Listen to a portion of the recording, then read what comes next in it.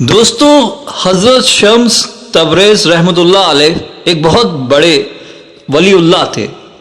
دنیا جہاں سے علم و روحانیت کا سفر طے کرتے کرتے جب مقام ولایت کے بلند درجے پہ پہنچے تو سفر کرتے کرتے ملتان تک پہنچے۔ صاحب کمال، صاحب کرامات اور صاحب فیض تھے، لیکن مزاج جلالی تھا اور مجذوب کی طرح دکھائی دیتے تھے۔ جب ملتان پہنچے تو میں بھوک محسوس ہوئی۔ ایک چنے والا چنے بھون رہا تھا۔ محترم ناظرین، ایک ولی اللہ کو بھلا کھانے پینے سے کیا لگاؤ اور کیا رغبت، لیکن یہاں امتحان لینا مقصود تھا۔ انہوں نے چنے والے سے کہا کہ مسافر ہوں، بھوکا ہوں، کچھ چنے کھلا دو۔ چنے والے نے غصے سے کہا کہ آگے بڑھو، یہاں کوئی خیرات نہیں مل رہی، فقیر کہیں کے۔ اس پر شمس تبریز رحمۃ اللہ نے فرمایا کہ بس زندگی بھر دنیا دیکھے گی کہ تم لوگ اسی طرح چنے بھونو گے، تمہیں کبھی خوشحالی اور فلاح نہیں ہوگی۔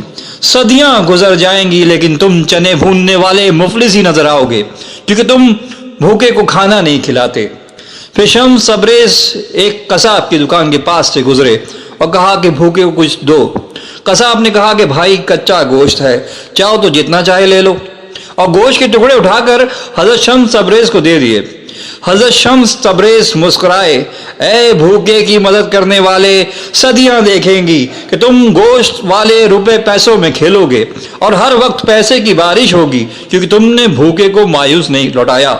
اس پر ملتان کے لوگوں نے کہا، ہم کیسے یقین کریں کہ تم سچے ہو؟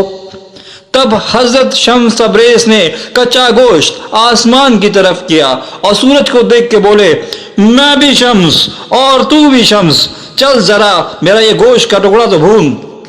اتنا کہنا تھا کہ سورج کو محسوس ہوا کہ جیسے نیچے آ رہا ہو۔ گرمی اتنی بڑھ گئی کہ لوگوں کے جسم جلنے لگے۔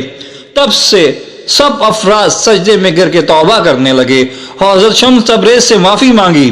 تب شمس تبریز نے انہیں معاف کیا اور گرمی کی تپش ختم ہوئی۔